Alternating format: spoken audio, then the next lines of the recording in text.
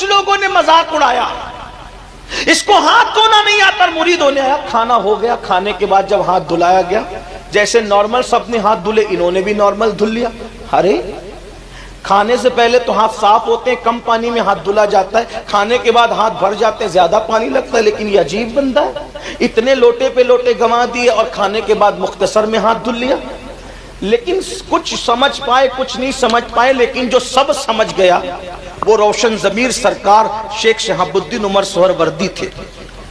آپ نے فوراً پردہ اٹھانے کی کوشش کی، کہا شہزادے ایک بات بتاؤ، مرید ہونے آئے ہو، آپ کو ہاتھ دھونا نہیں آتا؟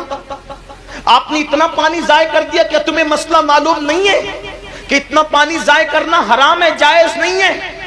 تو بابا فرید نے کیا کہا پتہ ہے سرکار، اگر گستاخی معاف ہو تو جواب دوں؟ کہا بالکل دو۔ کہا جب میں ہاتھ دھل رہا تھا تو آپ کی کنیز کے چہرے پر نظر پڑ گئی اور اس کی پیشانی پہ لکھا تھا کہ یہ جہنمی ہے، تو میں ہاتھ نہیں دھو رہا تھا، اس کی تقدیر دھل رہا تھا، اور جب تک تقدیر نہیں دھلی میں پانی بہاتا رہا۔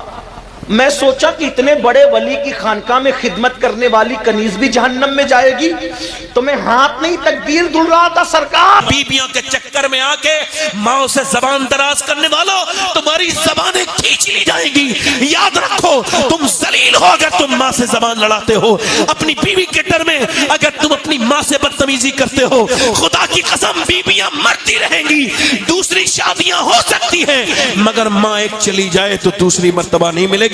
ماں ماں ہے، ماں سے آگے کوئی بیش مہربانی کریں، ذرا بادشاہ سے میری طرف سے سفارش کر دیں کہ ٹیکس زیادہ لگا دیا گیا، میں کمزور آدمی ہوں، اتنا ٹیکس نہیں دے پا رہا ہوں۔ جانتے ہو غریب نواز چاہتے تو خط بھی لکھ سکتے تھے، اجمیر سے دہلی کا فاصلہ بہت ہے، چاہتے تو خبر بھیج دیتے، چاہتے تو کہلوا دیتے کہ ہم نے کہا ہے اس کا ٹیکس معاف کر دیا جائے، لیکن جانتے ہو اجمیر والے نے ہاتھ پکڑا اور لے کے دہلی آئے۔ جب بادشاہ کے دربار میں کھڑے ہوئے نا، سنے غور سے آج کوئی مدد کے لیے آ جائے، کہتے تھے چلو ہاتھ اٹھائیں گے، کوئی کہتے پریشان ہو جاؤ اللہ تیرا بھلا کرے گا، کوئی کہتے تیری مدد کی ضرورت ہے، کہتے تھے ٹھیک ہے ہم کوشش کریں گے۔ نہ یہ نہ کیا کرو، اجمیر والے سے سیکھو۔ کسان نے کہا میرا قرض معاف ہونا ہے، مجھ پہ جو یہ ٹیکس لگا ہے یہ زیادہ ہے، ہاتھ پکڑ کے دہلی آئے۔ شمس الدین التمش نے دیکھا ہندوستان کا راجہ آیا ہے،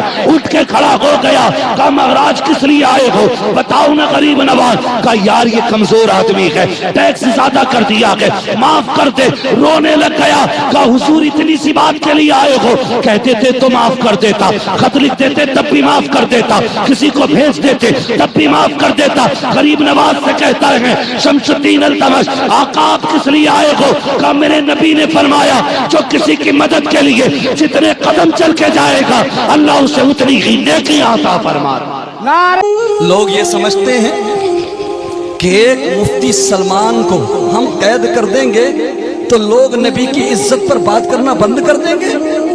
بے وقوفت تمہاری غلط فہمی ہے، ہم اس کو سافٹ ٹرینڈ نہیں بننے دیں گے۔